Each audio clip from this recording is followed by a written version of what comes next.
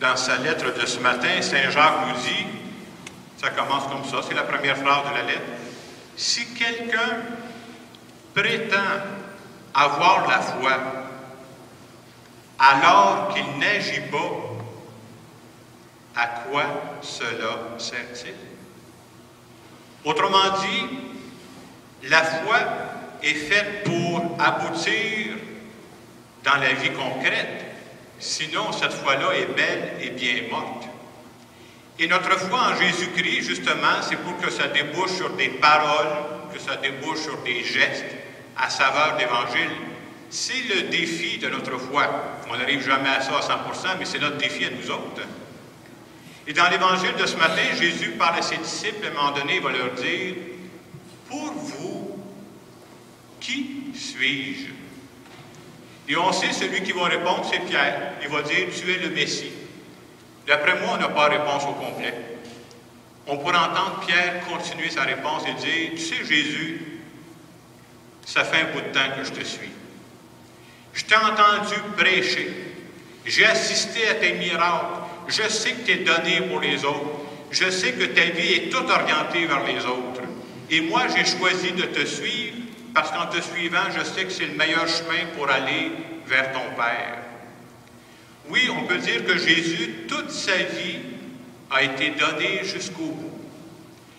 La particularité de la vie de Jésus, c'est qu'il a donné ce qu'il avait et ce qu'il était jusqu'au bout. Puis Jésus a la franchise de dire à Pierre, là, donner sa vie par amour pour les autres, un moment ou l'autre, c'est souffrant.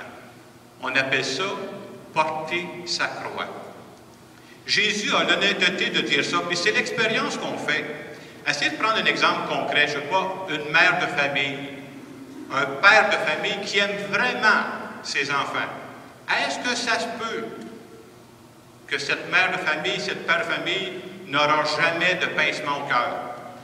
C'est impossible. L'amour vrai amène toujours un dépassement. Il faut accepter ça.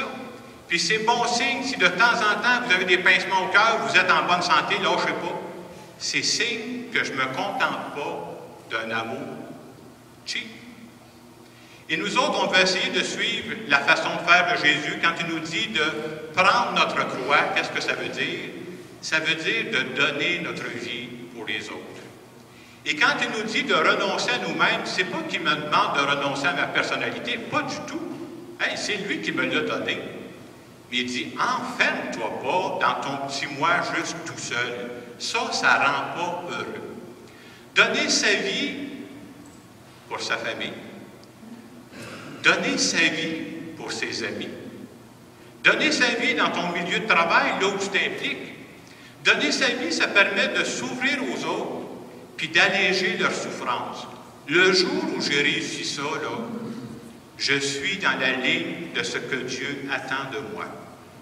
Et vous remarquerez que la plupart du temps, on n'entend pas toujours parler de ça, mais ça se vit dans notre monde.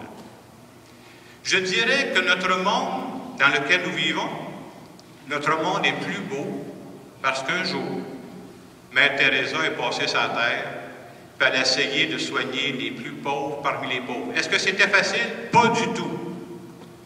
Notre monde est plus beau parce que Nelson Mandela s'est battu pour lutter contre l'apartheid. C'était facile? Pas du tout.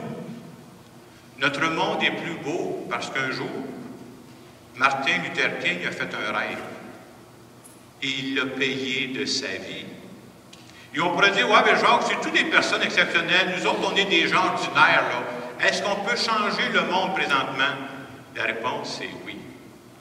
Notre monde est plus beau parce qu'il y a une mère de famille qui a passé une nuit blanche à soigner l'un de ses enfants malades. Notre monde est plus beau parce qu'il y a un père de famille qui se dévoue, qui peut faire jusqu'à 10 heures par jour de travail pour s'assurer que toute sa famille ne manque de rien.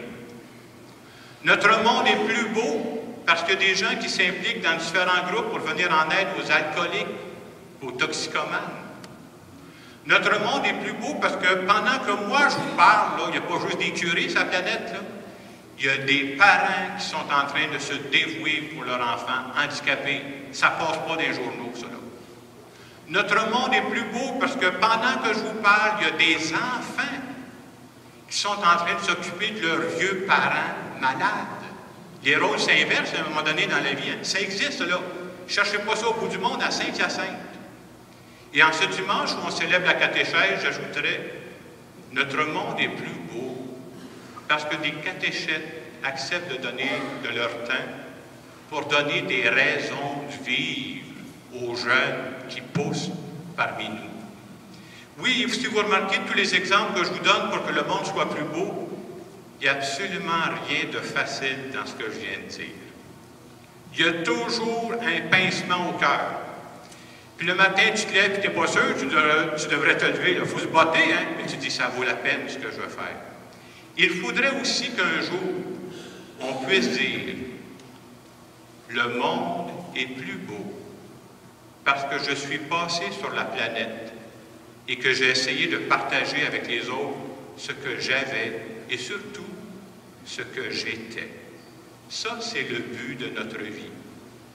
Donc, tout ça pour nous dire que quand Jésus nous dit ce matin, je vous invite à prendre votre croix, c'est-à-dire aimer jusqu'au dépassement. Et ça, c'est un chemin de bonheur. Est-ce que c'est un chemin facile? Non. Mais un chemin de bonheur, par exemple. Pourquoi je dis un chemin de bonheur? À chaque fois qu'on réussit ça, je ne réussis pas toujours, voilà, mais quand je le lis, je peux vous dire le soir comment je me sens. Satisfaction intérieure d'avoir donné le meilleur de soi-même. Il n'y a pas personne qui peut m'enlever ça. Moi, j'appelle ça mon vrai salaire. Satisfaction de dire ce que j'ai fait aujourd'hui, c'est exigeant, là. Je suis tellement fier de l'avoir fait parce que j'ai fait du bien à du monde. Ça, de connaître ça, là, c'est le bonheur total. Donc, c'est le chemin de bonheur que Jésus nous propose, un chemin pas facile. Et des fois, pour comprendre, on a juste à penser à l'inverse.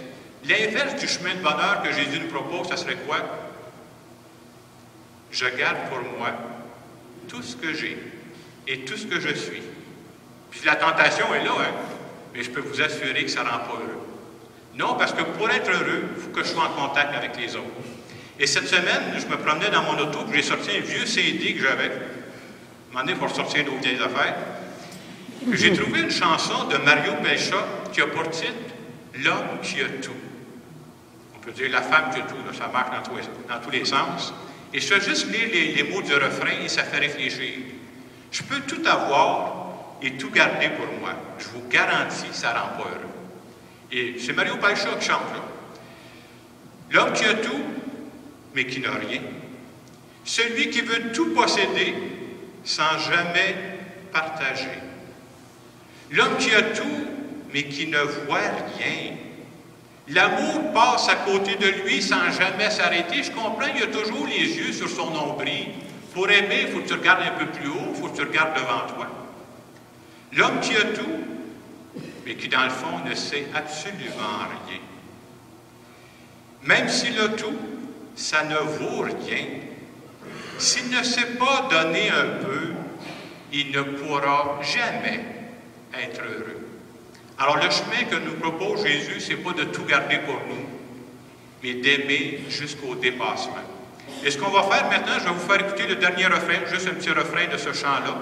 Puis dans le moment de silence qui va suivre, on peut se poser la question, moi, qu'est-ce que je choisis?